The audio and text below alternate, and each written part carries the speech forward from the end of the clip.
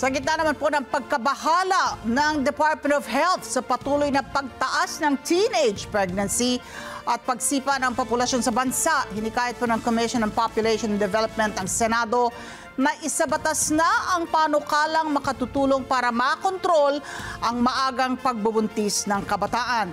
Si Weng de la Fuente sa balitang yan. Naalarma si Health Secretary Ted Herbosa sa tumataas sa bilang ng teenage pregnancy na kinasasangkutan ng mga kababaihang nasa edad 15 pababa. Sa ambush interview sa sidelines ng 2024 Conference on Family Planning, tinukoy ni Herbosa ang mataas sa childhood pregnancy incidence ng bansa batay sa 2022 data ng Philippine Statistics Authority na nagsabing 59 sa 100,000 populasyon sa mga kabataang nasa edad 15 pababa ang nabubuntis. We have big problems with teenage pregnancy. Number one, yan ang nagko-contribute sa maternal mortality kasi hindi sila nagpapa-prenatal.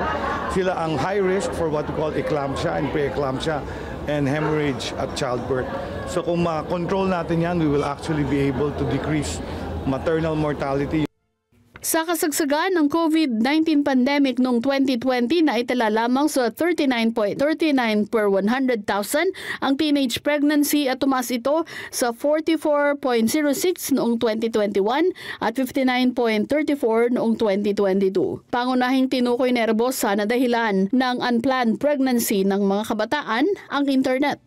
Number one, our children are already exposed to the internet. So what we've discovered is yung internet has a big influence on sexual behavior of our teens. And then there's peer pressure. Of course, madami na rin talagang ganun.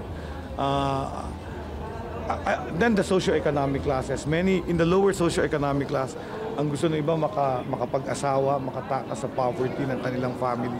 So yan, social factors, cultural factors, internet, education talaga.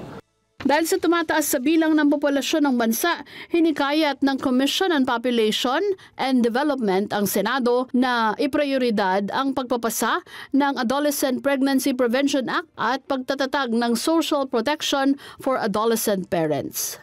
Weng de la Fuente para sa Mata ng Agila, matatag, matapang, matapat. Maraming salamat sa inyo pong pagsubaybay sa Mata ng Agila Primetime. Para malaman ang matatag, matapang at matapat na mga balita, i-follow lamang at mag-subscribe sa AtNet25 TV.